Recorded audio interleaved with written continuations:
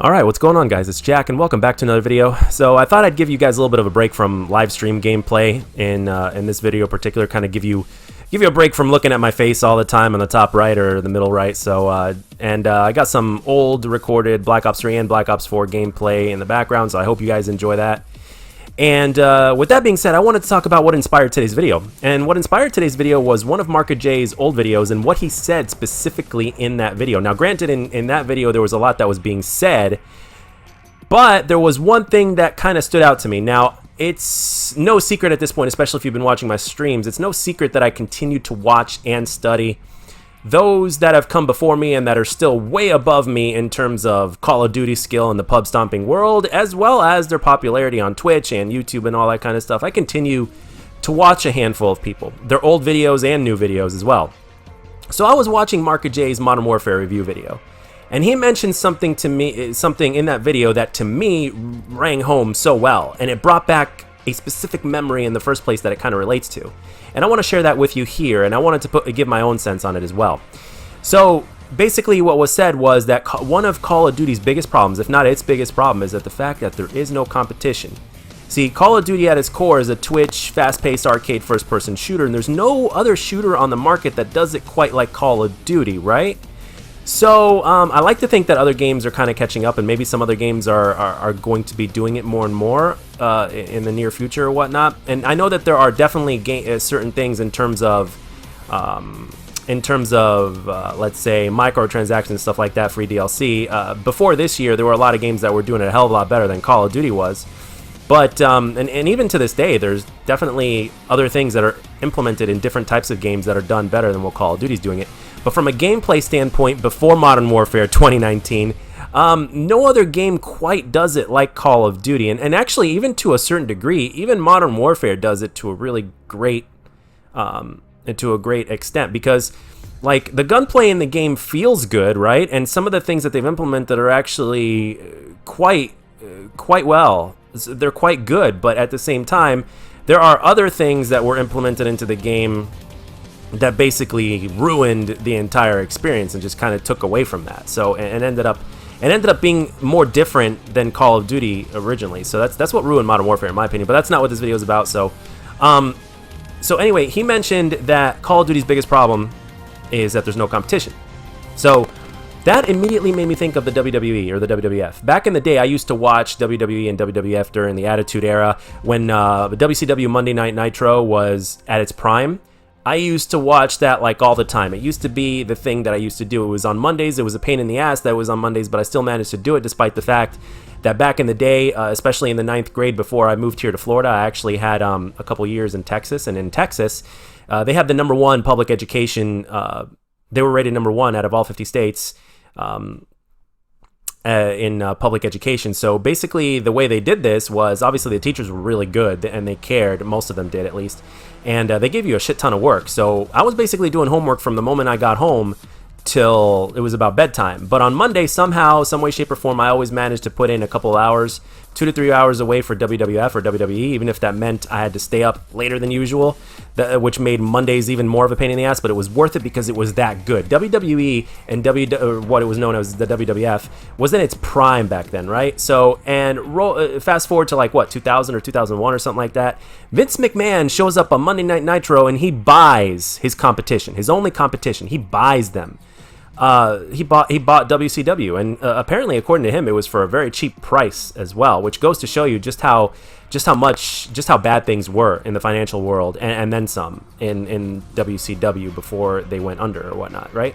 So Vince bought them, and everything that happened, right? So WCW is not what this is about. It just kind of relates to the subject. So the thing is, right now, Call of Duty doesn't really have competition in what it does. It's a twist, fast-paced Twitch arcade first-person shooter, and no other shooter does it in the market, especially with a yearly release. Like every single year, there's a new Call of Duty coming out.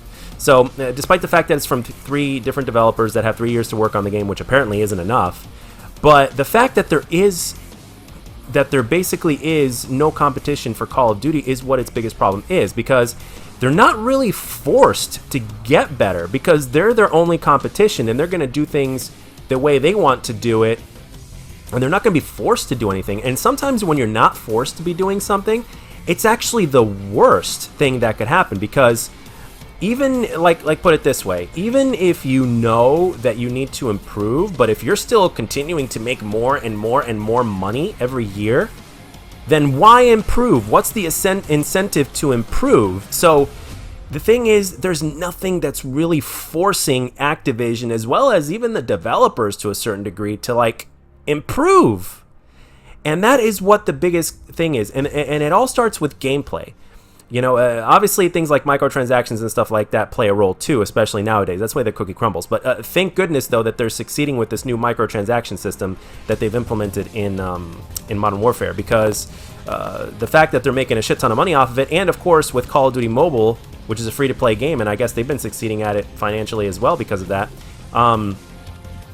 Thank goodness, because this means that we're going to get free DLC and free post-launch content, and no bullshit battle pass like we got in Black Ops 4 or whatnot. So, I mean, there's still going to be a fair share of bullshit. Like, for instance, like what they consider content and what we consider content are obviously different, and we can see between the lines. The Call of Duty community may be toxic, but the Call of Duty community is not stupid. Well, at least not completely.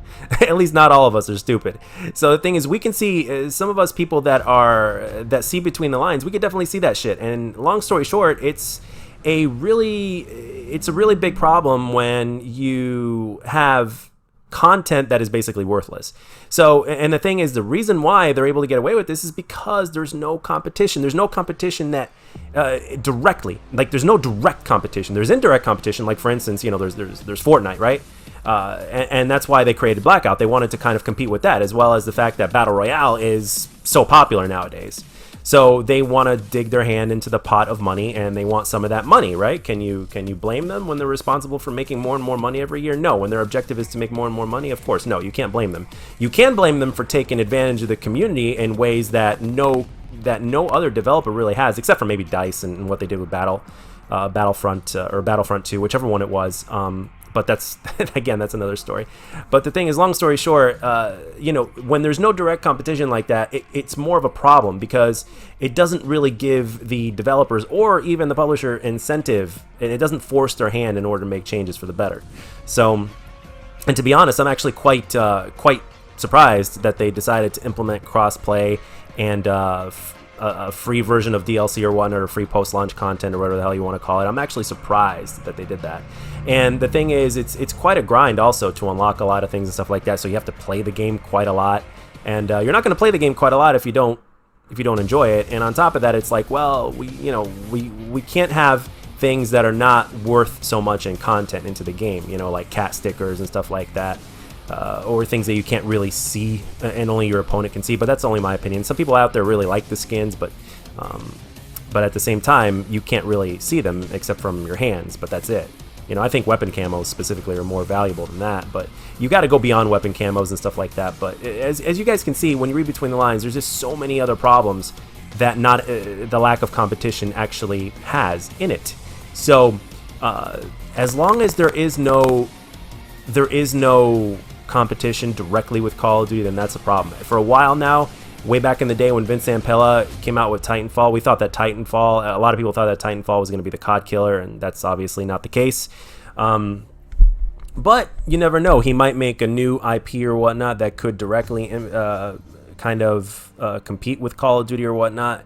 But long story short, as of right now, and for the last God knows how long, there hasn't really been direct competition with Call of Duty, and I hope that sometime in the future that it does change, because quite frankly, history does repeat itself, and there's a lot of evidence in history. And what evidence am I looking at right now? Well, going back to what I was talking about earlier with WWE. With all due respect to WWE, and you know, and the times have obviously changed and stuff like that. Well, the thing is that WWE, the reason why I don't watch it to this day is because, well, I think part of the reason is because I've kind of grown up a little bit to a certain extent, and because it sucks. There will be no other era again like the Attitude Era, and one of the reasons why it sucks is because they went so PG, and some of the directions that they've taken, I guess, are somewhat questionable or whatnot. So again, these are the problems that pop up when there's no competition. When there is competition, it kind of keeps things healthy. So that's why I kind of really am enjoying the fact that PlayStation, and Xbox still continue to be competition, but even even with the new consoles coming out now, it seems to be less and less of a thing. Look at Nintendo; they're kind of going by the beat of their own drum. So, but anyway, guys, I just wanted to kind of give my thoughts and opinions on this. Let me know down in the comment section what you think. Do you guys agree with what I said? Do you guys disagree? And if there's anything you want to talk about related to the commentary that was discussed today, leave it down in the comment section below. And as always, if you enjoyed this video, let me know. And if you didn't, let me know what I can do to make my videos better. And I'll catch you guys on the next one.